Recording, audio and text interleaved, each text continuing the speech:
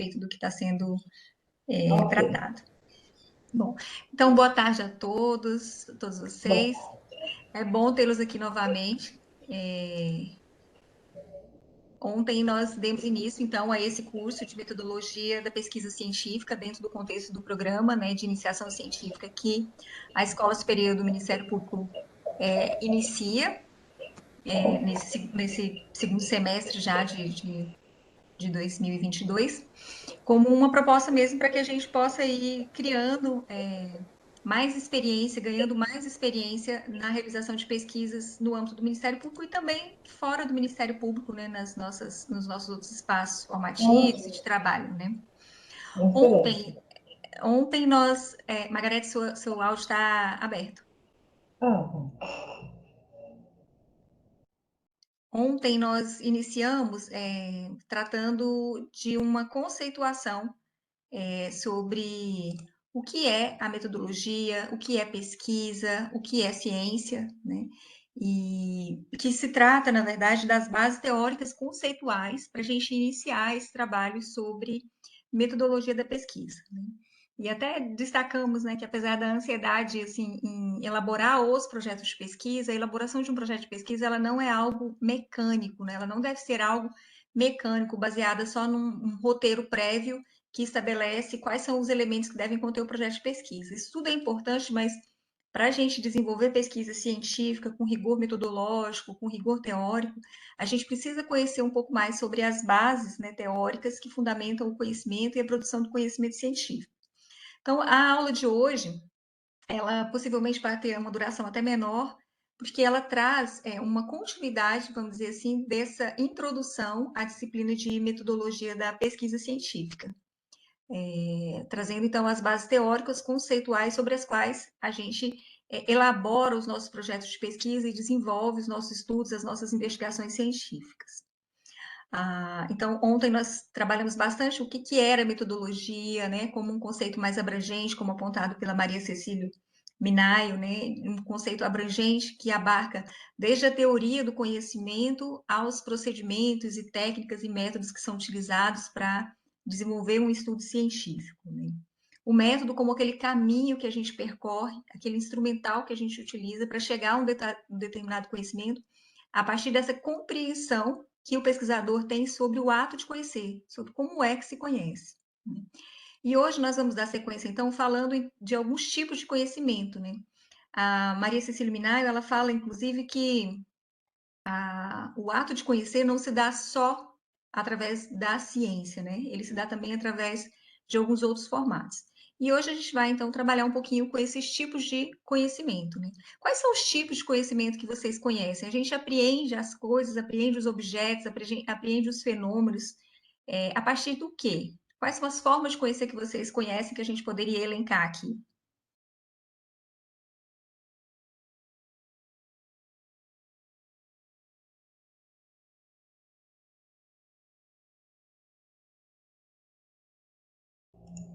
Acho que o conhecimento prático, né? Pode ser considerado. Conhecimento prático, desenvolve mais um pouquinho. Conhecimento prático das vivências, esse que a gente aprende no Das dia a dia. vivências, né? Seria das vivências, sim. Uhum. Então, essa é uma das Nossas formas, experiências, né? isso, das nossas experiências, é uma forma como a gente aprende. Quais outras formas? A teórica mesmo, né? Aí, através de livros, revistas, internet, eu acho que todos os meios, né? De comunicação. Então, através desse conhecimento sistemático produzido, né, a gente vai aprendendo também. E Eu existem acho que várias a outras gente aprende também quando a gente ensina. também. Quando a gente ensina, a gente aprende, porque a gente tem que lidar com o outro que está recebendo aquela informação, a gente tem que lidar com a informação que vem do outro, com o encontro de informação. Então, quando a gente ensina, a gente também aprende. Então, é isso. Existem inúmeras formas da gente conhecer, né? A Eline está elencando ali, né, o conhecimento científico, conhecimento do senso comum, né? E várias outras formas de conhecer. Conhecimento através da arte, né? Às vezes, através de uma música, a gente Conhecimento aprende. popular, né? O cultural popular. Conhecimento cultural, popular. Então, existem várias formas da gente aprender a realidade. E hoje a gente vai, então, conversar um pouquinho sobre esses diferentes tipos de conhecimento. Deixa eu só compartilhar aqui com vocês.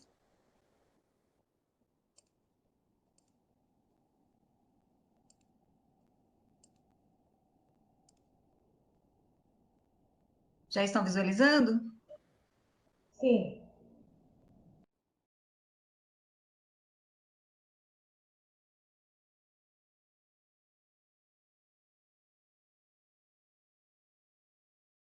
Bom, então, existem várias formas da gente interpretar o mundo, da gente conhecer o mundo.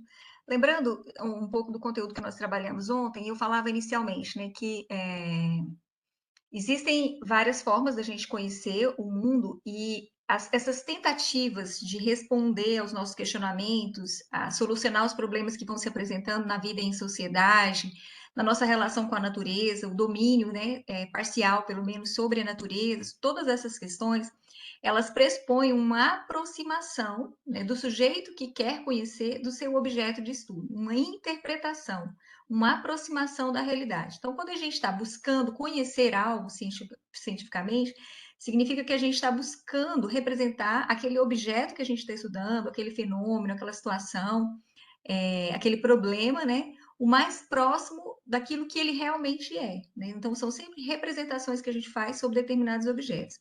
Então, existem quantas formas de interpretar o mundo? Né? A ciência é uma das formas, o senso comum é uma das formas, as religiões, a filosofia, as artes, a literatura, né? Cada uma tem uma forma diferente de interpretar a realidade.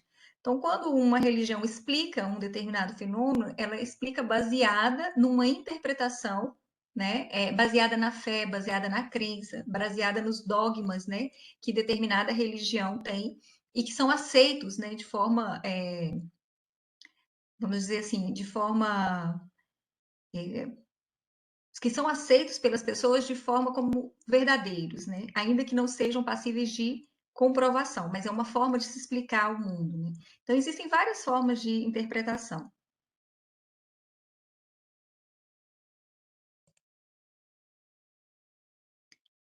Todas essas formas, elas têm um ponto em comum, né? Que é o objetivo de organizar as informações para explicar ou dar sentido ao mundo e às coisas, né? Todas essas áreas, né, que a gente falou aqui, a arte, a literatura, a filosofia, o senso comum, né, as religiões, a ciência, todas essas áreas produzem algum tipo de conhecimento, alguma explicação ou interpretação sobre o mundo real. Ao contrário do que se pensa, então, a ciência não é a única forma de acesso ao conhecimento e à verdade.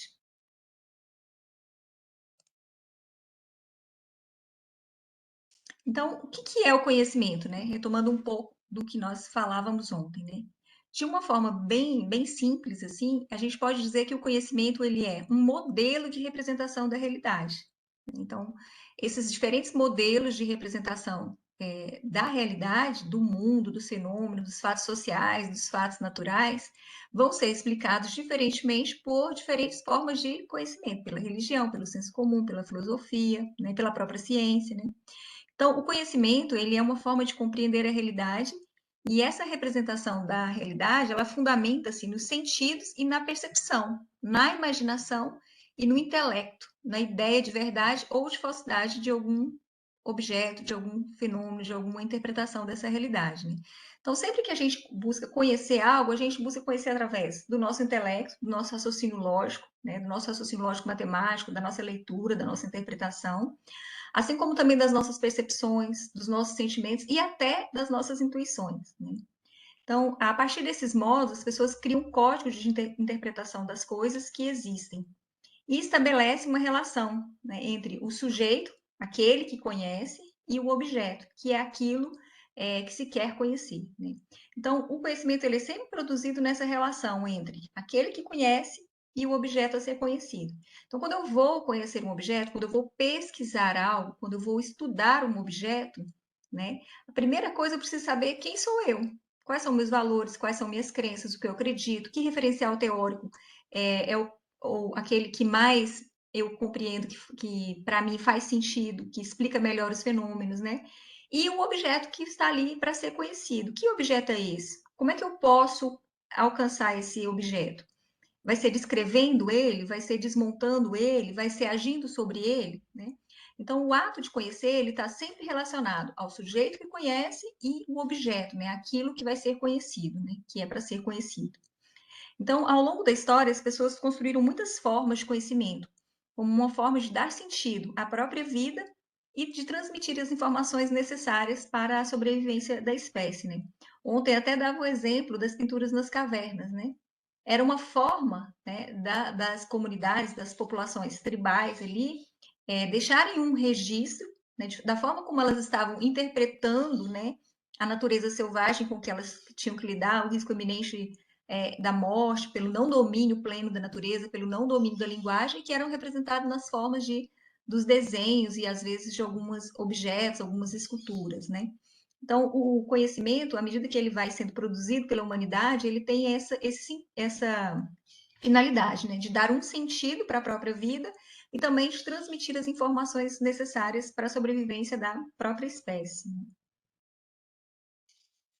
Vocês querem fazer alguma observação, fazer algum comentário?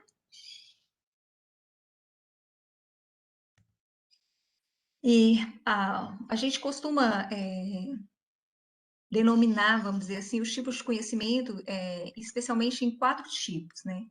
Existem outros, mas geralmente eles estão englobados dentro desses 4 tipos de conhecimentos, né? Que são mais usuais, que são didaticamente apresentados, assim, quando a gente está discutindo a questão das teorias do conhecimento, né?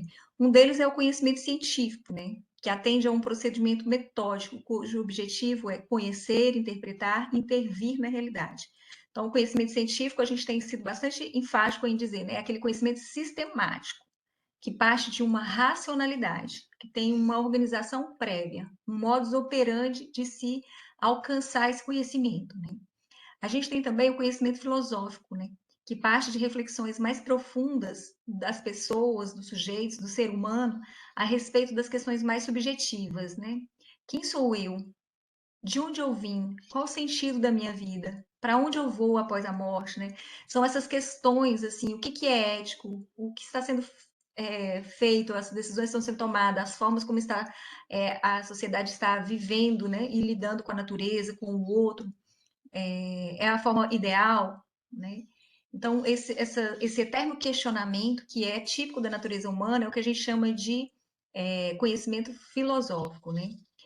A filosofia é aquela ciência que vai questionar a existência da própria ciência, os usos da própria ciência, né? Então, ela é a base, vamos dizer assim, fundamental de toda ciência que se preze, né? Temos também o conhecimento religioso, que eu, como falei anteriormente, né, que é embasado na fé e na crença, né, nos dogmas das diferentes igrejas existentes, que está ancorado, vamos dizer assim, em alguns livros considerados sagrados, né, como a Bíblia, a Torá, o Alcorão, né, a Cabala e outros tantos livros, né, ligados às diferentes religiões. E o conhecimento empírico, né, ou conhecimento vulgar, conhecimento de senso comum, que é esse que a Margarete se referiu, né, quando eu perguntei como é que a gente conhece, né? Resultante das nossas observações, das nossas experiências no dia a dia, né? Quando a gente já nasce num determinado contexto, dentro de uma determinada realidade, lida com situações que já existem, né? E aí, à medida que a gente vai vivendo, a gente vai aprendendo as normas, as regras, a cultura, aquilo que é aceito, a linguagem, né, os valores dos locais onde a gente nasce. E, então, esse conhecimento empírico é aquele conhecimento resultante mesmo das nossas aprendizagens mais espontâneas, né, que ocorrem e que são transmitidas, às vezes, de geração para geração, né? Quando a gente pensa a questão de valores, principalmente, quando a gente está estudando valores, mudanças nos valores da sociedade, mudança nos comportamentos sociais, o conhecimento empírico ele acaba se apresentando muitas vezes de maneira bastante forte. E é muito comum nos trabalhos que a gente pega, nos trabalhos de academia, né? Principalmente do pesquisador iniciante, que está realizando as suas primeiras incursões aí nas pesquisas científicas, ele traz muito presente, né, esse conhecimento empírico, que são os seus valores, o seu jeito de pensar o mundo, né? Ainda não tão organizado, não tão sistematizado, mas que é aquela referência que ele possui de conhecimento, né? Então, não é raro a gente pegar um trabalho de um aluno e falar, não, isso aqui é resultado do senso comum, isso aqui, hoje a gente já tem um estudo assim, ou será que é isso mesmo, né? O que a gente pode pensar mais sobre isso? Dar um exemplo, eu estava numa banca agora há pouco e a acadêmica estava apresentando o resultado de um TCC sobre o sistema socioeducativo que acolhe os adolescentes que cometeram algum tipo de ato infracional, né? Aqui de Palmas, o caso do Tocantins. E aí, quando ela falava sobre a família, ela falava numa perspectiva mais moralista sobre a família. Ah, são adolescentes frutos de famílias desestruturadas, né? Essa ideia de família desestruturada, ela é muito presente, mas ela não tem, assim, uma validade científica. O que é uma família desestruturada? Na minha concepção pessoal, eu posso até dizer, a família desestruturada para mim é aquela que tem a mãe, mas não tem o pai, que a mãe é mãe solteira, né? Mas e cientificamente falando, como são as famílias? Como elas estão organizadas na sociedade hoje, né? Então, é muito comum a gente trazer para os nossos trabalhos científicos os nossos conhecimentos empíricos. E eles são importantes, a gente não pode descartá-los. Mas ele se difere do conhecimento científico, como a gente vai ver mais à frente, porque o conhecimento científico ele exige mais uma comprovação, uma análise mais aprofundada sobre aquilo que aparentemente é natural, né, que a gente aceita como natural.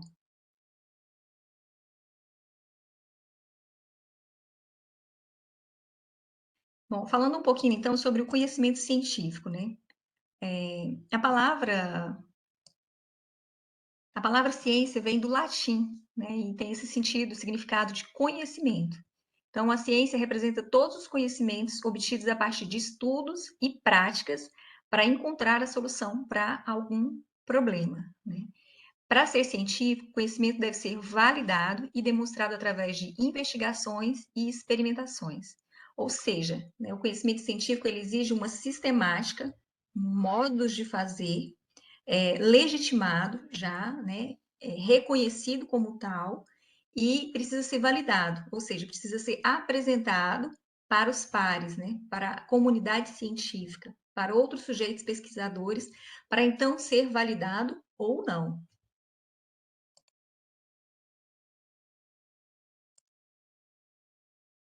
A forma de conhecimento científico, ela passa, né, de forma obrigatória pela compreensão do que é a ciência, né, e atende a um procedimento metódico, cujo objetivo é conhecer, interpretar e intervir na realidade.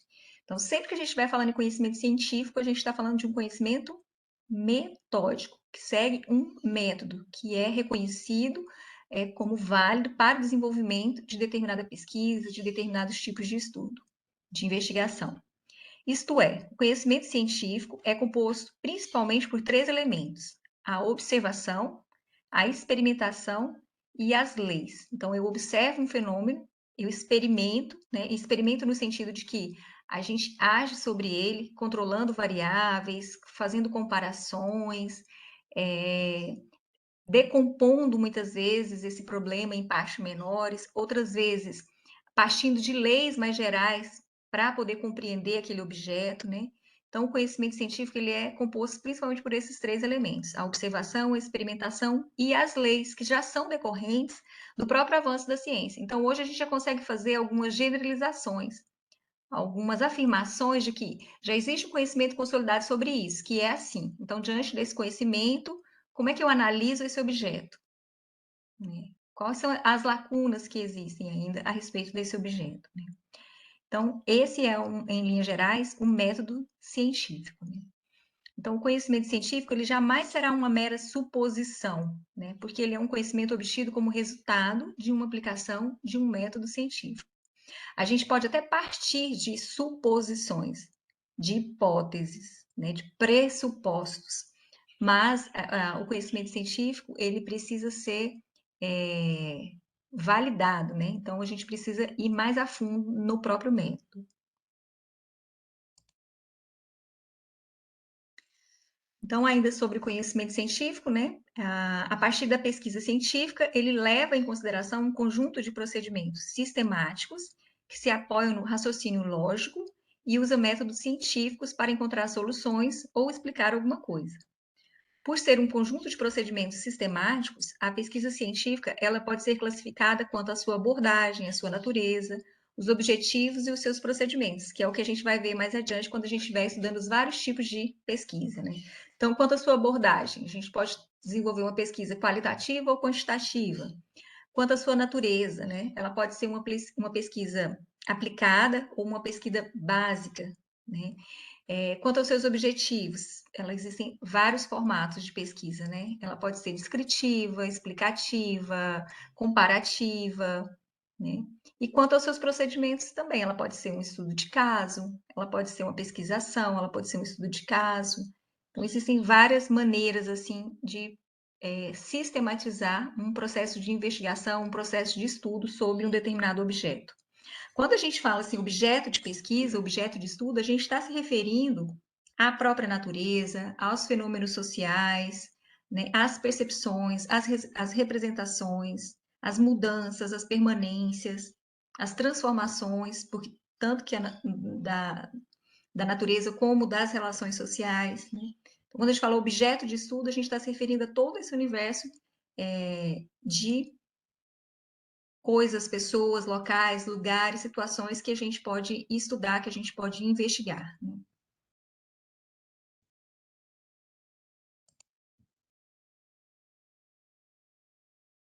A importância do conhecimento científico. Né? Ontem a gente já adentrou um pouco nessa temática, né?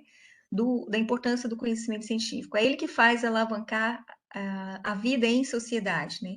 Tem uma relação direta com o avanço da tecnologia, tem uma relação direta com as transformações que acontecem na sociedade, com o meio ambiente, com as formas de relação entre as pessoas, né? Hoje a ciência avançou de tal forma que as ciências da comunicação, as ciências computacionais, informacionais, permitem que, simultaneamente, a gente consiga dialogar com pessoas de outras partes do mundo, fazer traduções simultâneas, né? E isso interfere, obviamente, na forma como a gente se relaciona socialmente, isso traz interferência, às vezes, até nas questões de ondas magnéticas, de doenças e de um tanto de coisas. Então, sempre que a ciência avança, a tecnologia também avança, quando a tecnologia avança, a ciência avança junto, e isso tem repercussões, tanto positivas quanto negativas, né, na vida como um todo. Né?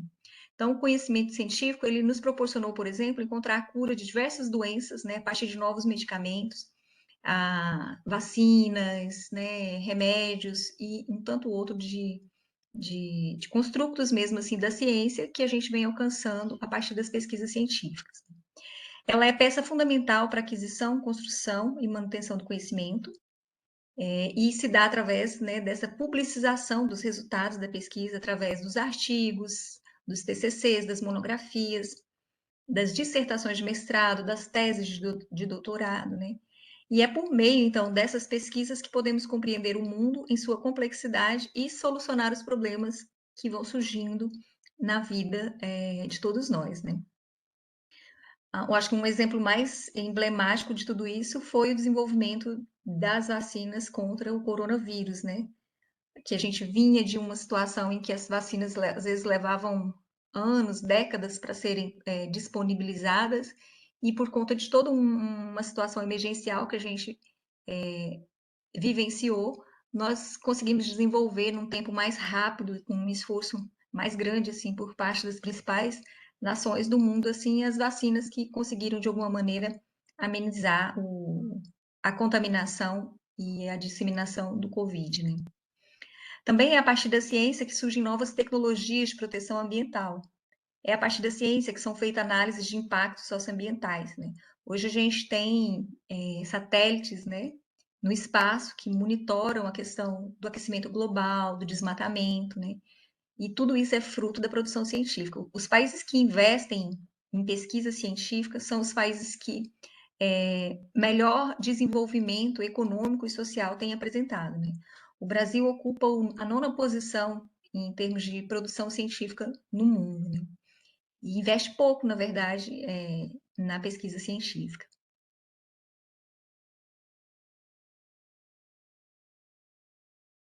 Uma das grandes questões também que a gente fala assim que envolve o universo da pesquisa e dos pesquisadores, né? E é o desconhecimento mesmo por grande parte da população do que é produzido cientificamente, né? Boa parte do que é produzido fica muitas vezes armazenado nos laboratórios das faculdades, das universidades, e não são comunicados, vamos dizer assim, numa linguagem acessível para a população. E aí existe realmente uma certa desconfiança, né, da população sobre o trabalho do cientista, né? Mas os cientistas, sejam cientistas sociais, sejam cientistas das ciências naturais, da biologia, da medicina, ou das ciências mais duras, da química, da matemática, né? Da filosofia, eles têm uma grande relevância porque esses conhecimentos é que fazem girar o mundo, né? Um outro tipo de conhecimento que produz também compreensões e interpretações sobre o mundo, sobre a realidade que a gente vive, é o conhecimento filosófico, né? Ele nasce a partir de reflexões de pessoas que as pessoas fazem sobre questões que são subjetivas, né? Como eu havia falado anteriormente, né? Qual o sentido da vida, né? Por que nós nascemos nessa família e não em outra? Para onde a gente vai depois que morrer, né? Quais são os valores que melhor se adequam à vivência social, né? Então, são questões de caráter filosófico, né, subjetivas. Ela surgiu, portanto, da capacidade das pessoas de pensar sobre as questões que não são só questões materiais, né? Mas que são também questões conceituais. Mas ele é um conhecimento racional, né? Se a gente pegar o Sócrates, por exemplo, né? Ele desenvolve um método de pesquisa filosófica, né? Através da maiêutica, né? Quando ele perguntava para os seus discípulos, através de perguntas, ele instigava os seus discípulos a pensarem sobre quais eram as virtudes do homem ideal, né? Quais eram as virtudes da vida em sociedade. Então, através daquele chamado método da maiêutica, né? De questionamento, de perguntar, de perguntar, de perguntar, de estar sempre perguntando sobre o que o aluno estava perguntando, ele induzia o aluno, conduzia aquele seu discípulo, né? A uma, uma perspectiva assim, sobre a vida em sociedade, né? Sobre o sentido da própria vida, sobre as virtudes que precisavam ser desenvolvidas, né? Então, caracteriza-se o conhecimento filosófico pelo esforço de questionar os problemas da vida humana a partir da razão humana. Esse é o grande mérito da filosofia, desenvolver a capacidade de reflexão e o desenvolvimento do raciocínio nos seres humanos, né? Um dos principais trabalhos, vamos dizer assim, dos filósofos é o questionar mesmo as próprias ciências, os resultados da própria ciência, a vida em sociedade, os diferentes papéis atribuídos às pessoas, as relações sociais, as hierarquias, né, que a gente vivencia, né? Então, a filosofia é essa ciência que ela é uma ciência fundante das demais ciências, justamente porque ela traz esse limite, vamos dizer assim, ético, né, bem presente, assim, de questionar mesmo porquês das coisas todas, né? Não são teorias que podem ser testadas, né? Na maioria das vezes na filosofia não são teorias assim que podem ser testadas, quantificadas, né? Por esse motivo não é um conhecimento verificável. Parte de especulações em torno da realidade, tendo como objetivo central a busca pela verdade. O conhecimento filosófico busca, portanto, entender os porquês de tudo que existe. Daí porque se diz que é um conhecimento ativo, né? Já que coloca as pessoas a pensar em respostas para as inúmeras questões. Em outras palavras, o conhecimento filosófico, né, que construiu algumas ideias e conceitos que explicam questões sobre o mundo e a vida humana que temos nos dias atuais. Né? E como eu falei, né, são exemplos de perguntas filosóficas, né? Qual o sentido da vida? O que é o tempo? Qual é o futuro da humanidade? Né? São questões que nos levam a refletir, né, sobre os rumos das nossas próprias vidas e da humanidade como um todo. Existe ainda, né, o chamado conhecimento religioso, né? Esse conhecimento religioso, né, ele compartilha com os outros tipos de conhecimento esse objetivo de explicar o universo em sua formação e na sua totalidade. A essa pergunta, né, de onde a gente veio? Né, a religião dá uma explicação, né? Nos considera como filhos de Deus, né? Tem toda uma explicação, né? A partir da Bíblia, a partir de outros documentos, da origem, né? Do ser humano, da origem do planeta, né? E do seu desenvolvimento. Então, a particularidade do conhecimento religioso é se embasar na fé e na crença nos textos sagrados e nas revelações divinas, nos profetas especialmente, né? Ou seja, é um conhecimento que se pauta especialmente na fé e nas crenças, né? Acredita-se que a religião é a verdade absoluta, que explica todos os mistérios que rondam a mente humana. Parte-se da compreensão e da aceitação de que existe um Deus, ou deuses, né, que constitui a razão de ser de todas as coisas. A verdade que Deus revela não é algo que se discute, nem se questiona, mas que apenas se acredita, né?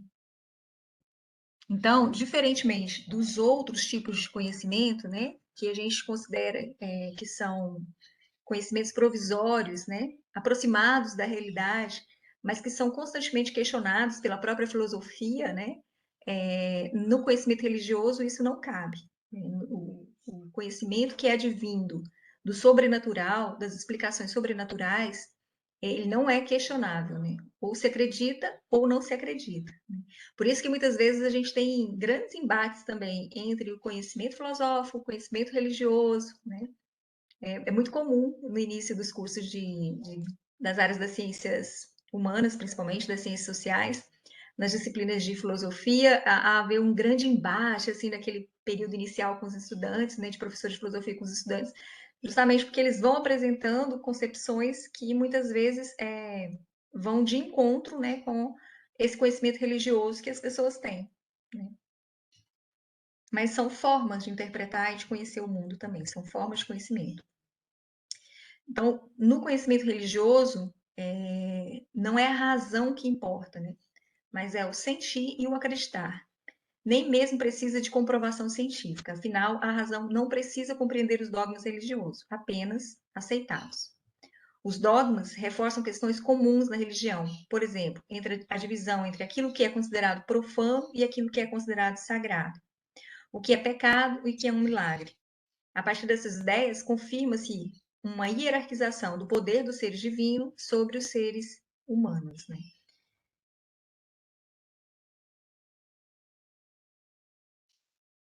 E, por fim, o que a gente chama de conhecimento empírico, né? Então, a gente falou do conhecimento científico, que é esse conhecimento metódico, sistemático, né? Baseado em evidências, baseado em experimentações, em observações, em leis, né, gerais que são aplicadas a determinados objetos, né? E falamos do conhecimento filosófico, que é esse que busca o sentido da própria existência, né, e o sentido das próprias ciências. Falamos do conhecimento religioso, baseado na fé, na crença, nos dogmas, e questionável, né, que considera aquilo que é advindo do sobrenatural como algo verdadeiro, absoluto, inquestionável. E o conhecimento empírico, ou conhecimento vulgar, conhecimento de senso comum, que a gente chama, que é esse conhecimento que vem das nossas experiências, né? A palavra empírico, ela vem do grego e significa experiência, aquilo que a gente experimentou. Então, o conhecimento empírico ou senso comum resulta das observações e das experiências das pessoas, né? O bebê, quando nasce, né? Pela experiência, ele sabe que se ele chorar, né? A mãe vem e o amamenta, né? Então, ali é um conhecimento pela experiência, né? Pela observação, pela experiência, né? Em outras palavras, parte de um conhecimento popular que tem origem nas observações do cotidiano. Muitas vezes é um conhecimento que vem de uma experiência particular que se assume como uma verdade universal e coletiva. Eu acho que esse talvez seja um dos deméritos, vamos dizer assim, do conhecimento empírico, né? Essa presunção de que o que eu vivenciei, o que eu experimentei, vale como verdade para todas as outras situações, né? Quando as experiências, na verdade, são sempre experiências únicas, cada um vai sentir e vai vivenciar determinadas situações de maneiras distintas, né? Um exemplo é o agricultor, que sem estudar sobre o assunto, sabe exatamente quando plantar e colher cada vegetal. Isso porque aprendeu com os resultados de plantios e colheitas anteriores, né? Aprendeu observando as fases da lua, aprendeu com os antepassados, né? As épocas de plantio, de colheita, etc e tal, né? E faz isso maestralmente. Muitas vezes o conhecimento empírico, esse conhecimento de senso comum, esse conhecimento que a gente chama de vulgar, é o conhecimento que vai dar origem ao conhecimento científico. Conhecimento científico, muitas vezes, parte da observação dessas experiências de senso comum, dessas experiências que a gente chama de conhecimento vulgar das pessoas, para observar, para experimentar, para aplicar determinados métodos e chegar a novos resultados, né?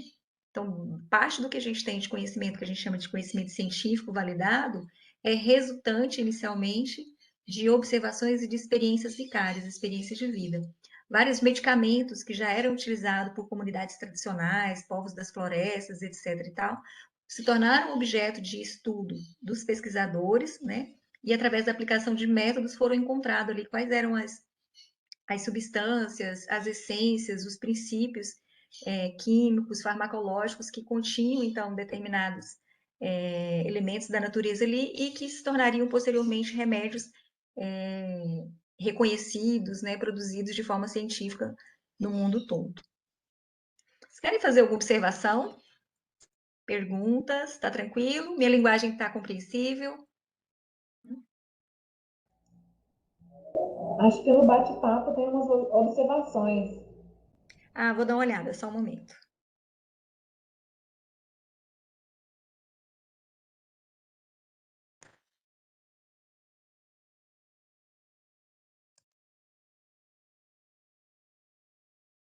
Perdi, tá no bate-papo aqui, cadê?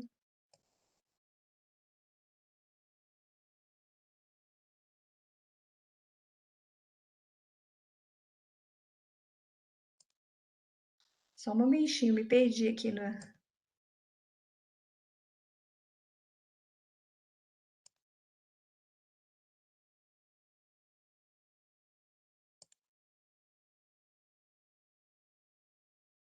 Não tô conseguindo achar.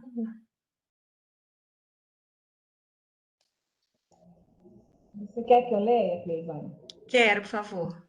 Então, a Raimundo Viana, ele escreveu assim: aqui em Ponte Alta, mesmo a diferença da estabilidade de uma família fica evidente entre os jovens que têm pai registrado e os que não têm. Eu não entendi. Ele menciona que lá em Ponte Alta Uhum. é notado a diferença da estabilidade de uma família, onde os jovens têm o pai registrado e aqueles que não têm. Lá na certidão de nascimento, aqueles que têm Aham. o pai declarado ou não declarado. Aham.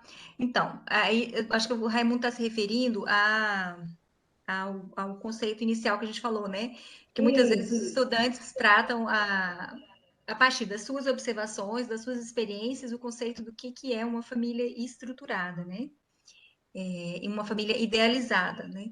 Mas é isso mesmo, o Raimundo, assim, a gente tem, né, um parâmetro do que é uma família ideal, né? E a gente tem, na realidade, uma família que está hoje organizada de uma forma diferente daquela família idealizada dos livros e que, de alguma maneira, representou também o ideal de família de tempos passados, né? Uma família composta pelo pai, pela mãe, com os filhos ali, o pai sendo o provedor da família, a mulher é responsável pelos cuidados de criação dos filhos, especialmente, né? E que é algo que vem já assim de várias e várias gerações da própria ancestralidade, né? Isso é algo bastante natural, vamos dizer assim, na própria organização das civilizações. Mas isso veio se modificando também, né? E hoje a gente tem famílias que são organizadas de maneiras diversas, né? O próprio Instituto de Pesquisas, o IBGE, né, Instituto Brasileiro de Pesquisas e Estatísticas, o que ele vai, geográficas e estatísticas, ele vai definir pelo menos 23 padrões, salvo engano, de modelos de famílias existentes no Brasil, né? Compostas por, às vezes, casais homossexuais, às vezes composta por mãe, os avós morando junto, às vezes por pai, madrasta, né? E existem, então, diferentes configurações, né? Mas, no geral, a gente observa, sim, que existe essa... Quando a gente está falando de famílias, entre aspas, desestruturadas, a gente está fazendo referência a um modelo ideal que hoje em dia também já não corresponde plenamente à realidade. Então, eu não posso falar de uma família, estou falando de famílias, modelos distintos de famílias, que vão trazer consequências diferentes também, vamos dizer assim, para a vida em sociedade. Ok, tem mais outra aqui da Eline. A Eline Pode fez falar. uma observação, já viu muitos trabalhos com excelente referencial teórico, porém com conclusões rasas. Ela diz que tem a sensação de que não há uma compreensão correta da metodologia e da aplicação dos métodos. Isso é tão comum de acontecer, Eline, que às vezes a gente tem realmente, a gente faz um estudo bibliográfico, né, um referencial teórico bibliográfico aprofundado. Aí a gente estuda vários autores, a gente escreve sobre as concepções daqueles autores, etc e tal. Aí a gente vai na metodologia e se propõe a investigar um determinado objeto. E aí a gente vai fazer observação, ou a gente vai quantificar, a gente vai fazer análise comparativa, qualquer coisa nesse sentido. Aí a gente descreve como que a gente fez.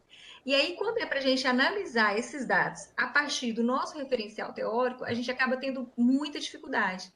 E aí, o que que a gente faz? A gente fica no raso, né? Descrevendo apenas o que foi que a gente encontrou de resultado, sem conseguir fazer uma análise mais aprofundada a partir do referencial teórico que a gente adotou, né? Que pode E tanto isso gera, que isso pode tanto refutar aquilo que a gente inicialmente entendeu que já estava explicado pela ciência, pela teoria, etc. e tal, já era uma lei mais geral, né? Como pode trazer, não, olha, chegamos à conclusão de que esse estudo traz realmente essas informações que estavam na teoria de fulano de tal, ou que estão contempladas no pensamento de tal autor, né? Mas é difícil a gente fazer isso. À medida que a gente vai fazendo, vai experimentando, é que a gente vai, e recebendo inclusive as críticas dos pares, né? Por isso a gente vai ter sempre que lidar com o auxílio, né, e com a avaliação e julgamento de outros pesquisadores mais experientes, que aí a gente vai avançando mais nessa qualidade assim dos trabalhos acadêmicos que a gente faz. Cleivane, você me ouve? Posso? Então, nesse sentido, até quando a gente vai fazer uma pesquisa para um projeto, para um trabalho, a gente vê que até mesmo muitos autores que a gente vai buscar um referencial teórico, eles também são rasos, entendeu? Nesse sentido que eu estou falando. Às vezes é difícil você achar até um referencial de qualidade, né? Uhum. Que eu sinto que esse é um sintoma do mundo moderno com essa questão da internet. O Com toda conhecimento ele está. certeza. Hoje, a gente não lê mais as obras que são ditas clássicas, né? Então, assim, cada área de conhecimento tem as suas obras clássicas, né? Quem é da área de biologia vai ter as suas obras clássicas, né? Aquelas teorias de conhecimento que fizeram com que nós chegássemos aonde nós estamos hoje, né? Na área das ciências humanas, das ciências jurídicas, da mesma forma. Mas hoje, pela facilidade que a gente tem de ler os artigos científicos, de ler periódicos, a gente acaba perdendo um pouco essa base mais geral. Então, às vezes, a gente está falando de autores que a gente sequer leu. Um exemplo muito clássico que acontece, assim, especialmente nos trabalhos de. Tá dando microfonia, vocês estão. Acho que vou pedir vocês para desligar o microfone só um pouquinho. Obrigada. Um exemplo clássico que acontece, às vezes, assim, quando a gente pega um trabalho, pode ser até um projeto de pesquisa, não precisa nem ser um artigo ou uma dissertação, a gente vai lá nas referências bibliográficas que a pessoa elencou. E às vezes ela está trabalhando com conceitos de autores que os autores não estão citados lá na referência. Por quê? Porque ela pegou a citação da citação. Né? Ela pegou um autor que falou sobre o outro, né? Ela não foi na fonte. Né? A gente só deixa de ir na fonte quando essa fonte já não está mais mesmo acessível, como quando é um livro de muito difícil acesso, né? Mas o ideal é que as categorias que os autores trazem, as principais teorias, a gente busque sempre na fonte, busque conhecer na fonte. Então, por exemplo, eu sou pedagoga. Eu não posso falar sobre a pedagogia da autonomia se eu não tiver lido a obra de Paulo Freire. Né? E eu digo a obra porque a obra. Porque ele foi desenvolvendo um conceito de autonomia, né, na sua juventude, que depois passou por uma conceituação sobre conscientização, que depois chegou numa outra categoria mais adiante, né? Então, ele próprio foi modificando o pensamento dele. Agora, se eu não leio a obra dele toda, eu vou ficar lendo ou falando da pedagogia da autonomia, da pedagogia da liberdade, a partir do que os outros falaram. E aí eu vou, de alguma maneira, superficializando o conhecimento. Né? Então, a gente precisa sempre ir na fonte. E, inclusive, ser correto na hora de referenciar essas obras. Às vezes a gente lê um capítulo de um livro, mas lá nas referências a gente coloca o livro inteiro. Pressupõe que você domina aquela obra, que você leu aquele autor, que você conhece toda a fundamentação que ele utiliza. Quando, na verdade, às vezes, o que você leu foi um artigo sobre a obra dele, um outro autor falando sobre o trabalho que ele desenvolveu, né? Mas essas deficiências, que são deficiências de formação do pesquisador, é com o tempo, com paciência com a gente mesmo, né? Com paciência conosco mesmo, que a gente vai aos poucos fazendo, desenvolvendo. Não dá para se propor ser um pesquisador, ser um cientista social, ser um cientista da natureza, ser um cientista das ciências jurídicas, se nós não tivermos a disponibilidade de tempo para estudo, para leitura, né? Hoje a gente tem facilidades, mas essas mesmas facilidades que a gente tem, às vezes é o que torna os nossos trabalhos muito mais frágeis do ponto de vista do rigor científico, do rigor acadêmico, do que a gente tinha algum tempo atrás.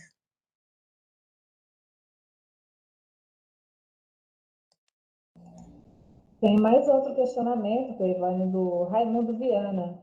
Uhum. Ele faz o seguinte questionamento: mas não existe sequer um núcleo de racionalidade no conhecimento religioso? A racionalidade do pensamento religioso, do conhecimento religioso, ela não é que ela não exista, existe toda uma racionalidade, mas ela é baseada não em evidências, não em algo palpável, não em algo concreto que é possível quantificar, descrever, né? Ele não é baseado em evidências, né? Ele é muito mais baseado nas sensações, né? E na crença mesmo.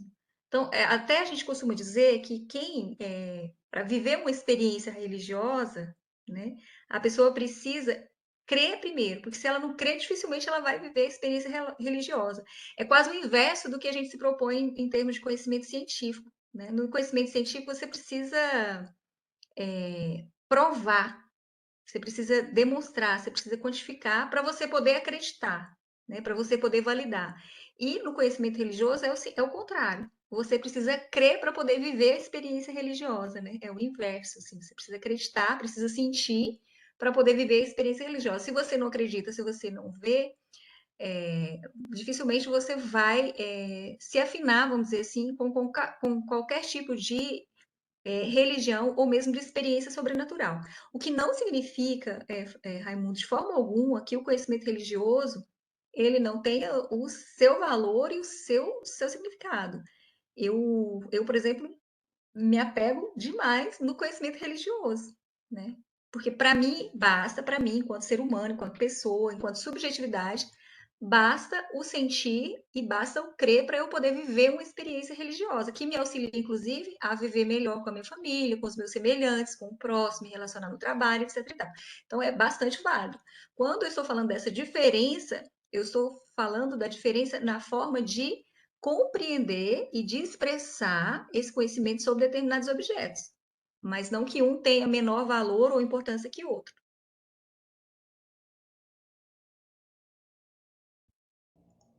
E a última aqui foi do Raimundo Viana também. Uhum. Ele faz aqui uma explicação quando ele mencionou sobre os jovens que têm pais registrados ou não. Ele diz assim: eu sou pai e sei que o grosso da criação dos filhos cai em cima da mãe. Só observei que aqui em Ponte Alta, especificamente, fica perceptível o desequilíbrio e a dificuldade de criar alguém sem pai. Dois dos menores recorrentes em infrações aqui não possuem pai. Isso não implica que eu não reconheça outras formas de familiares. Mas essas novas formações são mais evidentes em cidades com mais de 200 mil habitantes, né, nas capitais. Ele colocou só para esclarecer. Uhum. Sim, sim, e já existem sim também estudos científicos que mostram, né, que a figura da ausência paterna repercute especialmente na idade de adolescência, assim, nos comportamentos juvenis, né? Porque é uma idade que a pessoa está procurando conhecer mais de si mesma, né? Está vivendo aquela nem é criança nem é adulto, está procurando se encontrar e firmar sua personalidade. E aí saber a sua própria origem, ser aceito, né? Não ter sido rejeitado, não ser rejeitado, são questões que interferem no campo da psicologia, do comportamento desses jovens, né? Da sua própria aceitação. Então, existem, inclusive, estudos científicos que também já caminham nesse sentido do que você está falando, Raimundo. Bom, então, o conhecimento empírico, ele é esse, né? Finalizando um pouco essa discussão sobre os tipos de conhecimento, esse conhecimento que a gente apreende, assim, pela observação e pelas nossas próprias experiências, né? E que, por vezes, são repassados, assim, também de geração para geração, né?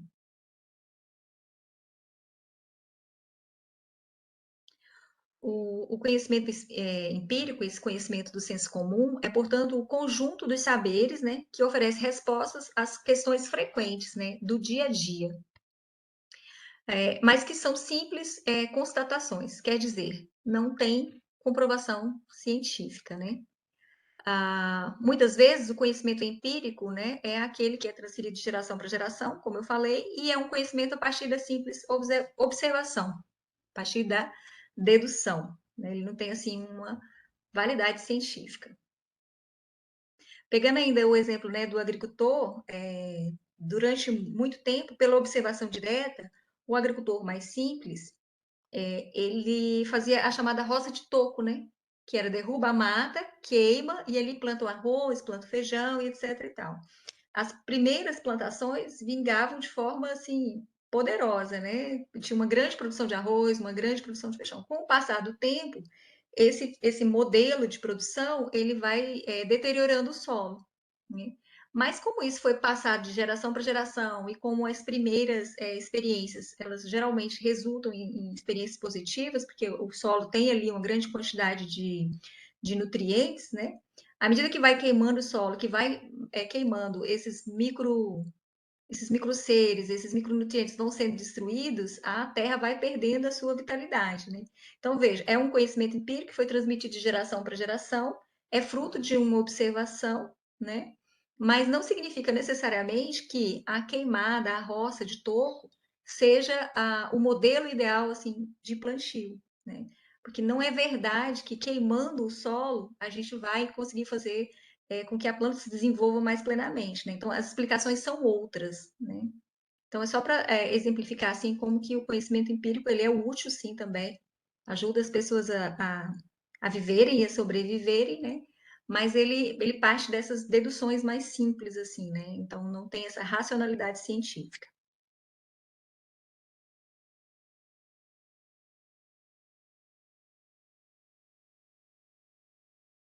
Conhecimento científico, então, e o conhecimento empírico, né, que vamos dizer assim, são os que se confrontam de maneira mais clara, né? A principal distinção é que o conhecimento empírico, né, ou seja, o conhecimento vulgar, o conhecimento de senso comum, o que eu gosto, inclusive, de chamar de bom senso, que é o que o aquele autor italiano que eu falei ontem, fugiu o nome agora, chama também, né, o bom senso, o Antônio Gramsci. O que difere, então, esse conhecimento empírico, né, do método científico é que o conhecimento empírico, ele parte, então, de deduções, né, parte de observações e de experiências. E, por outro lado, a formação do conhecimento científico, ele passa de forma obrigatória, né, pela observância de um procedimento metódico, cujo objetivo é conhecer, interpretar e intervir na realidade.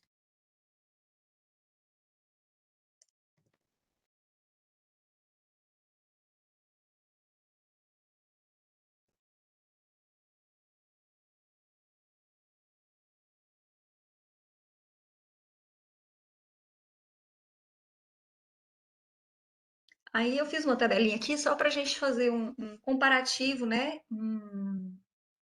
Uma diferenciação, né? Entre conhecimento empírico e conhecimento científico, né? Então, o conhecimento empírico, ele surge da observação da experiência das pessoas, né?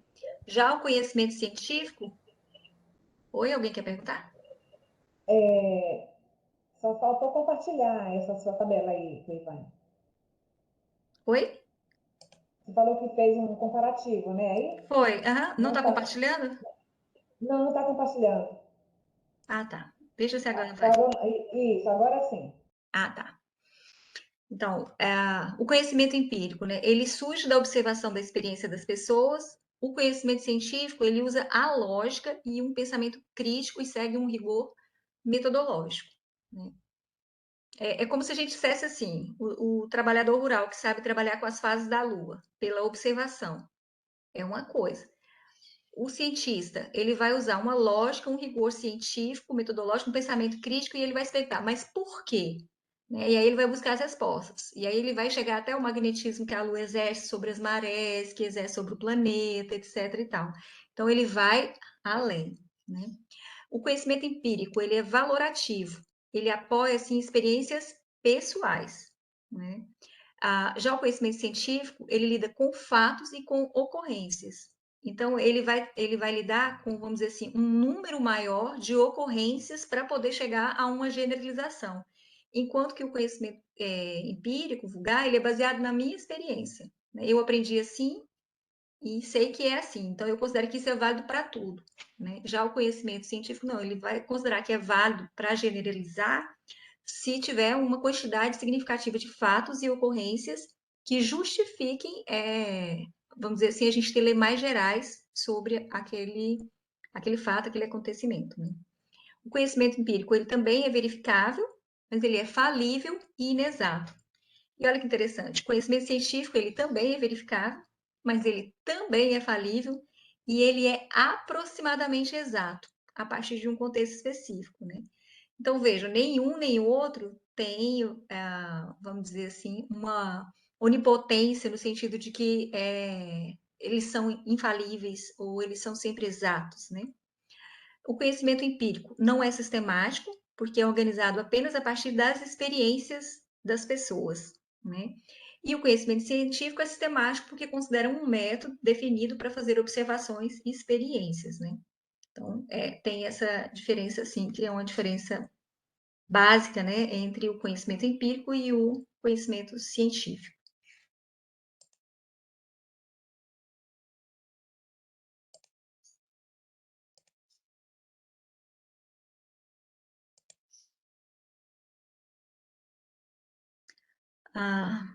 Dúvidas, pessoal, perguntas, algum questionamento a respeito dessas questões? Não? Não querem me perguntar, professora, o que isso tem a ver com o projeto de pesquisa? O que vocês acham que essas informações que eu trouxe ontem e hoje, especialmente, tem ligação, tem relação com o projeto de pesquisa, com a elaboração de um projeto de pesquisa? Eu acho que é o direcionador, é como uma bússola, né? Que vai nortear por onde o pesquisador deve seguir. Exatamente. Primeira coisa, quando a gente está fazendo algumas pesquisas, que são pesquisas de caráter qualitativo, por exemplo, né? O que são pesquisas de caráter qualitativo? São aquelas pesquisas que vão lidar com concepções, com valores, com crenças, né?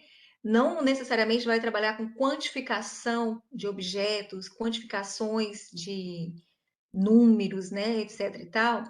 A gente precisa deixar muito claro, explicitar muito claramente de onde a gente está partindo. A resposta que a gente está buscando para determinado problema, ela parte de uma questão filosófica, ela parte de uma questão que tem cunho religioso, ela parte de uma experiência de caráter empírico, né, de senso comum, ou ela já parte de um questionamento científico? Né? Primeira coisa que o pesquisador precisa dizer para o seu leitor. Então, quando ele está elaborando um projeto de pesquisa, ele tem que dizer qual que é a origem da sua inquietação, qual que é a origem do seu problema de pesquisa. A partir dessa definição, ele vai escolher o método de pesquisa que ele vai seguir, né? Então, ele vai desenvolver o seu projeto de pesquisa a partir de uma sistemática, de uma modelagem, mas que ele já está enunciando de onde que ele está partindo, né? Por que ele precisa fazer isso? Porque essa apresentação, vamos dizer assim, do problema de pesquisa e do próprio pesquisador é importante para o processo de validação do conhecimento por outras pessoas, por outros pesquisadores, por outros pares, Se eu digo desde o princípio que eu estou desenvolvendo um trabalho que é um trabalho de caráter religioso, o método que eu vou adotar não pode ser avaliado a partir de um pesquisador que está ali desenvolvendo um trabalho de metodologia científica. Se o meu trabalho tem um caráter de pesquisa filosófica, o método filosófico é o que vai ser adotado. Então, não vai adiantar eu trazer ali uma explicação ou ser avaliado por um religioso, porque o método que está sendo utilizado ali não tem ligação, não tem relação com o tipo de conhecimento que eu estou buscando explorar. Né? Então, para nós que pretendemos desenvolver um trabalho de pesquisa científica, a gente precisa saber fazer essas diferenciações para a gente poder reconhecer que existem diferentes formas de apreender, diferentes formas de conhecer, diferentes tipos de conhecimento. Não adianta eu avaliar um conhecimento religioso tentando aplicar nele, validar ele a partir de técnicas da pesquisa científica. Porque eu vou falar, não vale, esse conhecimento não é válido. Por quê? Porque ele não é comprovável, porque não é verificável, porque não é palpável, porque não é quantificável, porque não é observável em laboratório, né? E aí a gente cria uma dificuldade muito grande, inclusive, de relacionamento, de convivência dessas diferentes formas de conhecimento. Então, a gente precisa expor que tipo de conhecimento que a gente está buscando construir, né, para que a gente possa ser avaliado com base, né, metodologicamente avaliados com base nessa perspectiva de conhecimento que a gente está querendo desenvolver. Eu não sei se eu fui clara, assim. Alguém com dúvidas, perguntas? Parece que tinha aqui uma pergunta no chat, deixa eu ver. Tem a ver que a gente vai ter que valorar cada um dos tipos de conhecimento para tirar proveito máximo do projeto a ser feito. É isso, Raimundo. A gente tem que valorar os conhecimentos e tem que definir. O caminho que eu vou seguir é o caminho, né, científico. Então, se é um caminho científico, eu já sei que o método científico vai me cobrar a adoção de uma sistemática, procedimentos que já são considerados validados, né? Que é diferente do método que, lá da filosofia ou do conhecimento religioso. Né?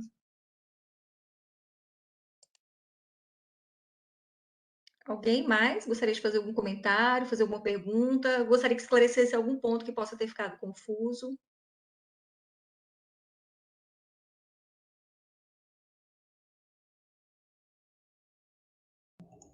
Eu acho que as dúvidas surgirão, Evane, quando a gente começar a colocar em prática, começar a escrever, aí assim, é que a gente vai se deparar, né, com a necessidade de aplicar esses conhecimentos. E aí, nesse momento, vai surgir a dúvida. É impossível não ter dúvida nesse momento. Né? Isso ocorre comigo e imagino que com a maioria, né?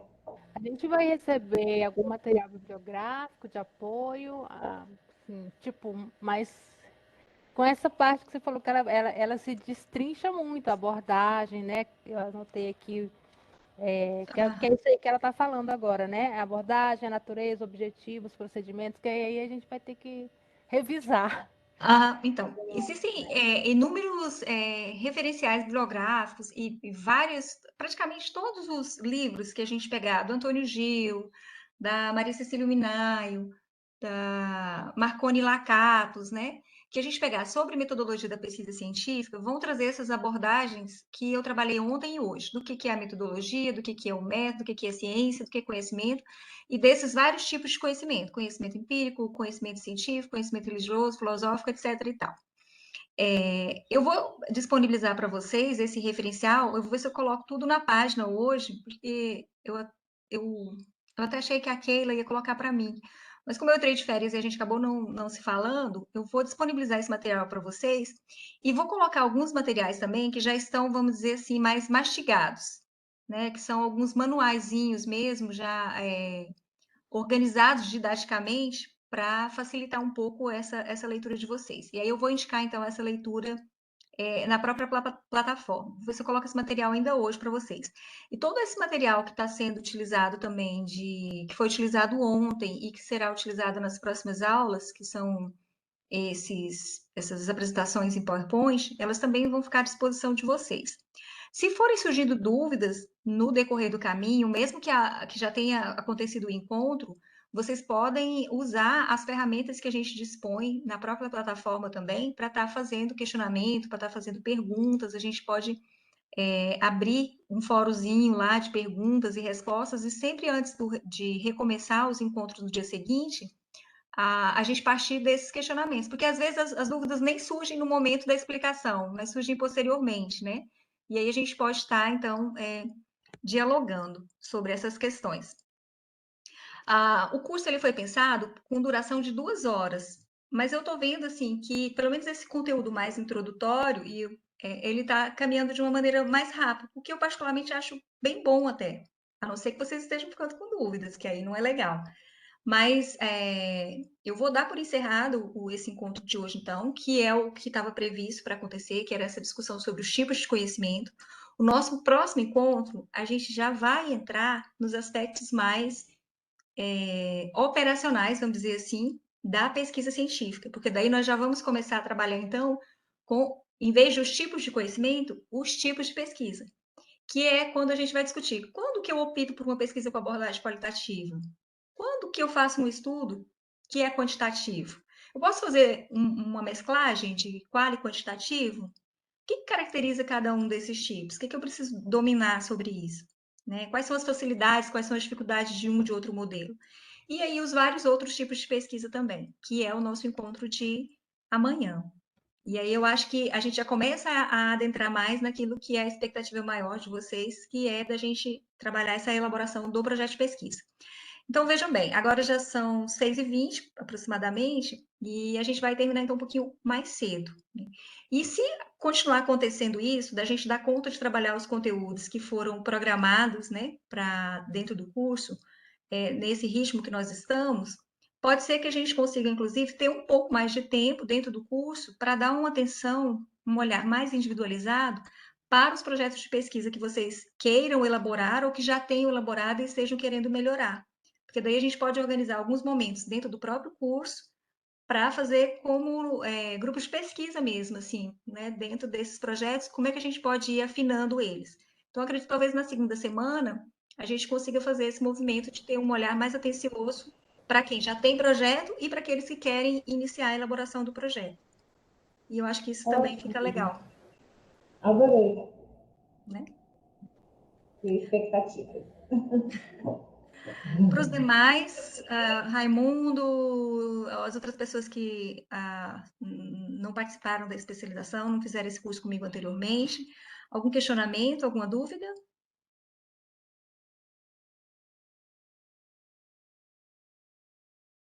Bom, se não, então por hoje é só. E eu agradeço mais uma vez a atenção de vocês e a gente se encontra amanhã, às 5 horas, para começar a trabalhar então com os tipos de pesquisa. Um abraço para todos.